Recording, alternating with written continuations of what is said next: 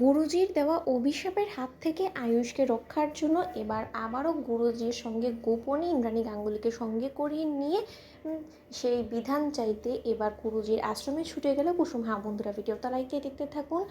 ঘটনাকালীন যখন কিনা আয়ুষকে গুরুজি এক পর্যায়ে অভিশাপ দিয়ে বলতে থাকে যে আমি তোমাকে অভিশাপ দিচ্ছি আয়ুষ, তুমি কোনো মতেই আর বেশি দিন বাঁচতে পারবে না। তুমি আমার মতন একজন গণ্যমান্য ব্যক্তি, একজন গুরুজির গায়ে হাত তুলে তুমি মোটেও ঠিক কাজ করনি, এমনিতেই তোমার আয়ু কমে আসবে। আয়ুষ, তুমি দেখে নিও, আমার অভিশাপ রইল তোমার উপরে। ঠিক সেই মুহূর্তেই এই সমস্ত কিছু বলে গুরুজি যখন কিনা সেই স্থান ত্যাগ করে এবং আশ্রমে গিয়ে ধ্যানে বসে, ঠিক সেই মুহূর্তেই বাড়ি ফেরা মাত্রই কুসুমকে ইন্দ্রাণী গাঙ্গুলি যখন বলতে থাকে যে কুসুম, আমি মানছি যে তুমি এত বড় একটা বলিদান আমাদের পরিবারের জন্য দিতে চলেছিলে, কিন্তু সেই শেষ মুহূর্তে এসে তুমি প্রায়শ্চিত্ত করতে পারোনি এবং তোমার এই অবস্থা থেকে আয়ুষের মাথা ঠিক ছিল না। তার জন্য আয়ুষ যা কিছু করেছে সেটা অধর্ম, সেটা অনাচার ছাড়া কোনো কিছু না। এবং একবার যদি গুরুজি ওকে মন থেকে সেই অভিশাপটা দিয়ে থাকে, তাহলে তুমি ভাবতে পারছো যে আয়ুষের উপরে কতটা ঘোর বিপদ নেমে আসবে। এবং সেই সমস্ত কিছু থেকে আয়ুষকে মুক্ত করানোর জন্য আমি চাই যে তুমি একবার হলো আমার সঙ্গে গুরুজির আশ্রমে গিয়ে এই সমস্ত কিছুর একটা বিধান চাও। ঠিক সেই মুহূর্তে কুসুম যখন বলতে থাকে যে ছোটো সাহেব যেটা করেছে সেটা অন্যায়,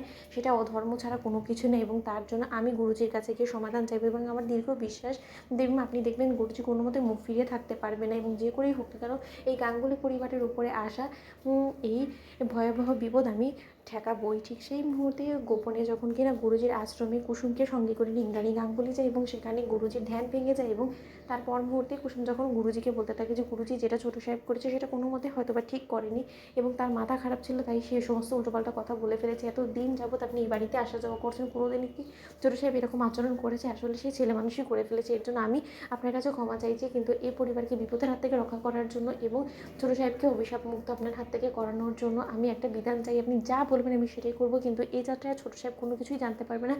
তার কারণ আমার পাশে দেবী মা আছে এবং আমার ঈশ্বর যখন একবার আমার সামনে দাঁড়িয়েছে, তার পরবর্তীতে আমার কোনো রকম কোনো ভয় নেই। এবং এইটা যাতে কোনো মতে বাধা না পড়ে, তা সেই ব্যবস্থাই এবার দেবীমা স্বয়ং নিজে করবে। ঠিক সেই মুহূর্তে গুরুজি যখন বলতে থাকে যে তুমি সমাধান চাও, এর একমাত্র সমাধান হলো গিয়ে আবারও তোমার আগে মরণের পথে হাঁটতে হবে। ধরে নিতে পারো যে তোমার জ্বলন্ত কয়লার উপর দিয়ে তোমাকে হেঁটে যেতে হবে কুসুম, এটা তোমার ঘোর অগ্নি পরীক্ষা। এবং এই সমস্ত কিছু চলাকালীন তুমি অন্য জল স্পর্শ করতে পারবে না, এবং তার থেকেও বড় কথা তোমার প্রাণ সংশয় হতে পারে। এবং মূলত একটাই কথা যে যে কোনো মূল্যে হোক না কেন প্রাণের বদলে প্রাণ দিতেই হবে। এবং তোমাকে এই সমস্ত কিছুর যাত্রায় এমনটা হতে পারে যে তুমি সেই সময় হয়তোবা ঈশ্বরের কাছে পৌঁছে যাও। সেই সমস্ত কিছু তুমি আদৌ মেনে নিতে পারবে, সেই যন্ত্রণা কষ্ট তুমি আদৌ মেনে নিতে পারবে, কিন্তু এই সমস্ত কিছু চলাকালীন কোনোভাবে বাধা আসা যাবে না কুসুম। তো বন্ধুরা, লাইক এবং শেয়ার করে সাবস্ক্রাইব করতে ভুলো না।